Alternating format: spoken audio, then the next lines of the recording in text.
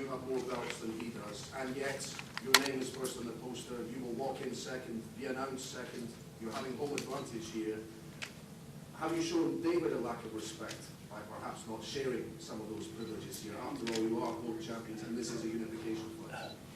Well, we had different options to fight in different countries. So we end up in Hamburg Arena, and I'm very happy about that. So it wasn't at the beginning planned this way, but we got such a great deal that no one could give us, and that's why we end up in Hamburg. And as I said, just by accident, of course, and I live in Hamburg, so it's my hometown in Hamburg, Germany, or in Germany. And I'm from the Ukraine, I'm Ukrainian, and but I have, of course, a lot of friends that live in that city.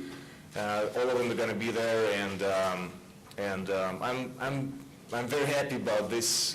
This matter of fact, I've been fighting in Hamburg a couple of times before.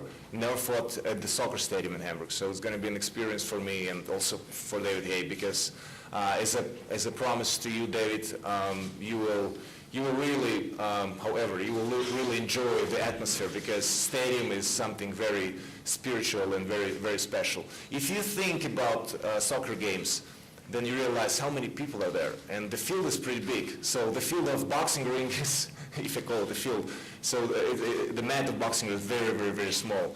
But we got good responses in the first day on ticket sales, and I think we're going to pack this arena full. It's going to be great spirit and, of course, enjoyable for me to fight in my hometown, Hamburg. Adam, is that the way negotiations were? Was this just a big deal, or did you sense the Haye camp wanted to have the advantage in all these areas? The Haye camp? No. The klitschko camp? Yeah, they asked for them.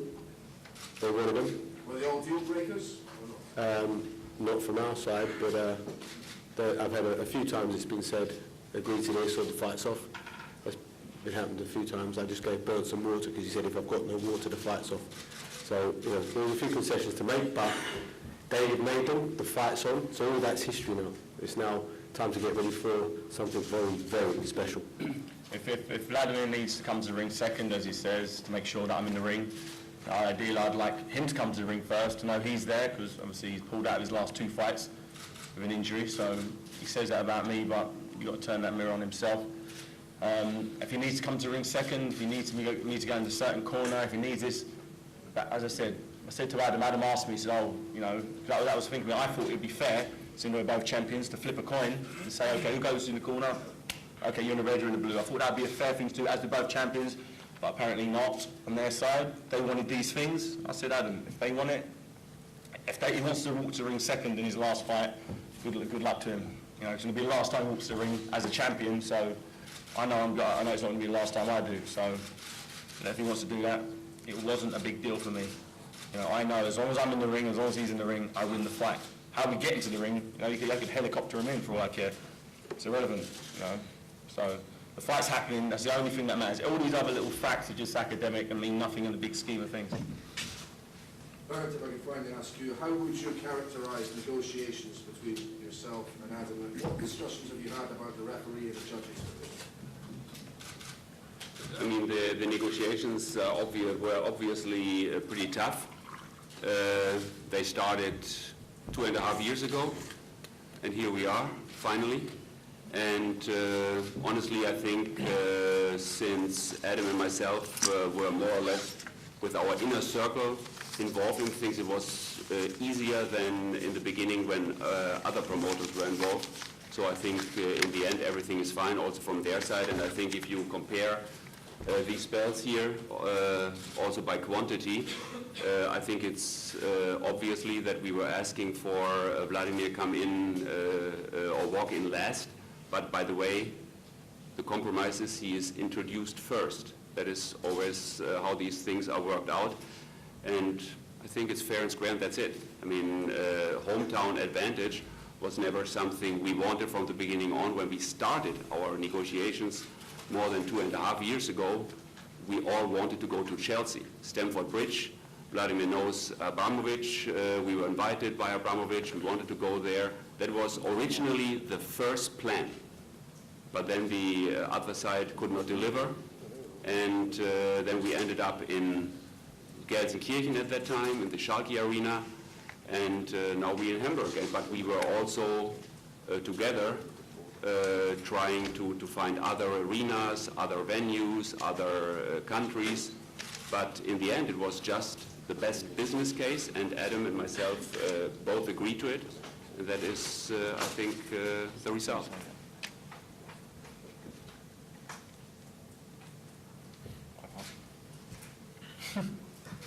You do. Any other questions? Can I ask what the turning point was in the negotiations? Pardon? What was the turning point in the negotiations that actually made it happen? When was the turning point?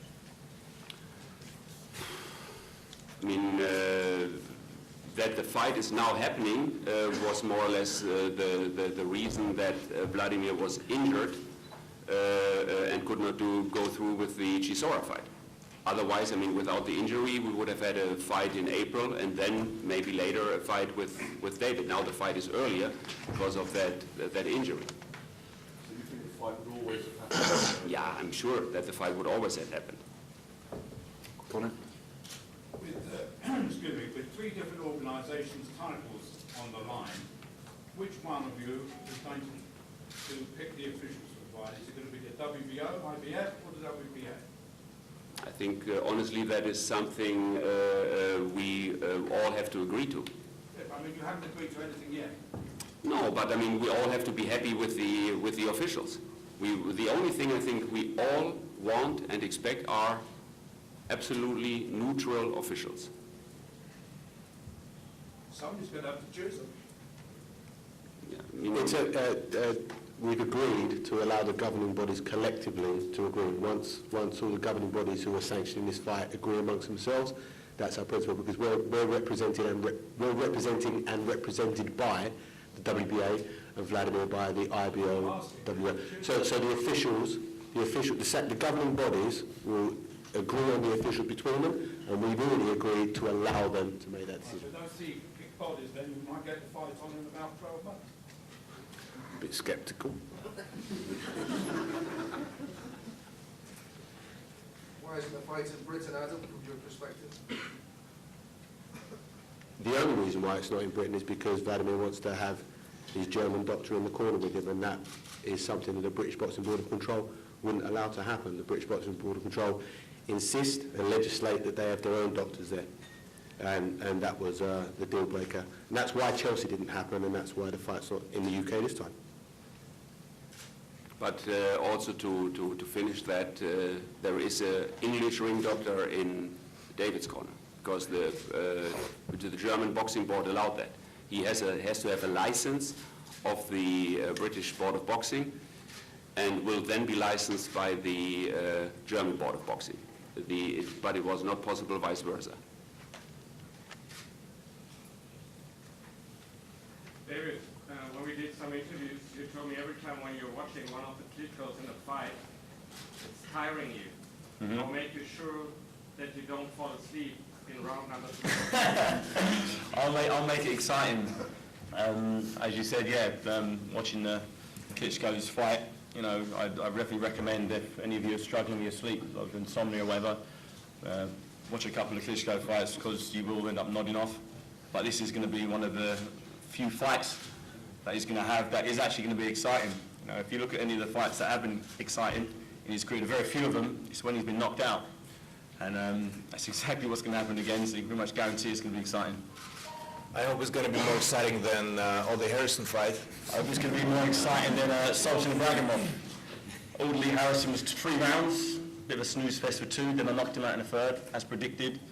Your fight with Sultan Ibragimov in 12 rounds, for about exactly the same amount of action, so there you go.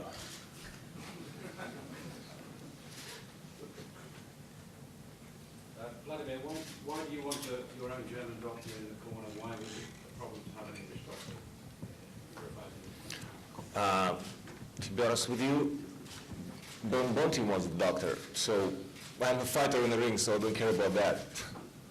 But Bernd is my manager, and he negotiates things, and you know, you have to, as a fighter, divide certain things which you're doing. I'm a fighter, and I care about the fight, but nothing else. I said everything. I mean, we want neutral on every side, and in this case, we had. I mean, some of you were there. We had our experience in Los Angeles in the Lewis fight. You can always discuss, was it okay, was it not okay? But anyway, we want to make sure that someone objectively watches it. I mean, all these doctors have a license, and they are doctors. Yeah? And we only want that a doctor checks, knock on wood, nothing happens in the fight on both sides, that it is fair and square, and that's it. David, is there not a small part of you that respects anything that Vladimir has done in his career? You got to respect his consistency for boredom and being boring. Very few people can be consistently boring like he is, so you got to respect that personality and in the ring. David, the odds are 7-4 in favor of Vladimir. In case the bookmakers are right, are you ending your career? No, the bookmakers once again going against me on this one. They've done it before when I fought Mormek and when I fought Valuev. They went against me, and you saw the results there. You know, the odds makers look at his prior record and they look at mine, and they feel that he's got an edge over me in size and experience. If that's what you want to go with him. Put your money on Vladimir. So if you want to win, then put your money on me, because this isn't going the distance, no way. You know, and if it does, it's only because I choose it, because I choose for it to go the distance. I can outbox him, I can outfight him, middle range, long range. He thinks he can outjab me, he doesn't realise I can outjab you. You think you've got a great jab, I can outjab you, and you will see it on the night. I'm accidentally a champion, I'm sorry. Yeah, you're accidentally. I'm accidentally You're accidentally going to the wrong fight. You're right, you're the greatest. I am. As long as you recognise that, then... By the way, we were talking about before, and the question with, you know, the bets in the booking stores. Raise your hand, who gonna bet on David Haye wins the fight, please? Okay, the David Haye's team, okay.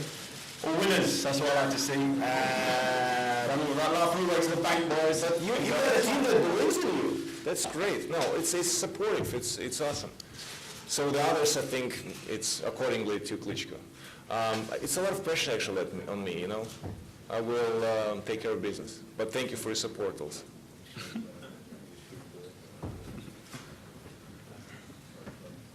Vladimir, you mentioned your respect for Haye's speed. How will you deal with the speed inside the ring? Well, I've been handling it. I'm kind of slow and clumsy and boring, and somehow I'm knocking the people out, and I don't know, it's so kind of accidentally, I think, but it's consistently. So we'll deal with that. I'm probably going to take for speed Nikolai Valiev, that was beaten by Evander Holyfield, that is already 48 years old, and by Chagayev, and I think Valiev going to give me great speed for Haye. Anyway, I'm going to handle it. So I'm going to get to the training camp and prepare myself. David, Vladimir says we're going to go 12 rounds. What are your predictions? Just want to ask it. Thank you. My prediction is, I don't want to say exact prediction because the odds the odds are there. We've been down this road before. I'll send the text out with the exact prediction. Please tell the prediction. I don't want to say it yet. No, you predicted on the Harrison fight. Come on, do it now. It's free. It depends. It depends. You know, I get a feeling for as it gets closer to the fight, as how my training goes, how my sparring goes, how my timing's feeling, physically I'm feeling. I'm a long way out from the fight yet. So as I start to hone in, I can see, okay, I might hold him up for 5 or 6 rounds. I might take him out early. Depends. You know. As I said, I've got to wait, see what the odds are closer to the fight. Not that I'll ever bet on myself. I would never do that, just making that clear. It's just for you guys. I'm going to give you $1 euro. I mean, about British pound. Going by my A British pound. No, I'll give you one. You didn't deserve more. I'll give you one. Okay, you're gonna get 50% of my purse. Anyway, so I'll give you $1, pound. I'm sorry. I'll give you £1. What are you talking about, man? That you will get knocked out in the 12th round at the end. Okay. £1. Well, Here's the deal. you can't drive to crack that. I'm sure you had a point somewhere there. Anything else? Okay, thank you very much. The finals will close head to head. Should be interesting. Move this.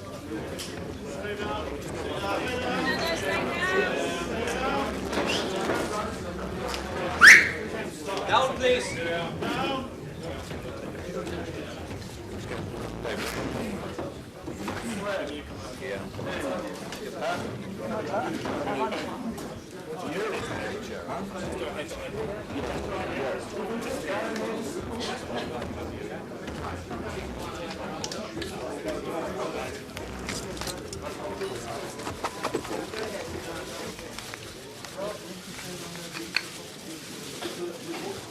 I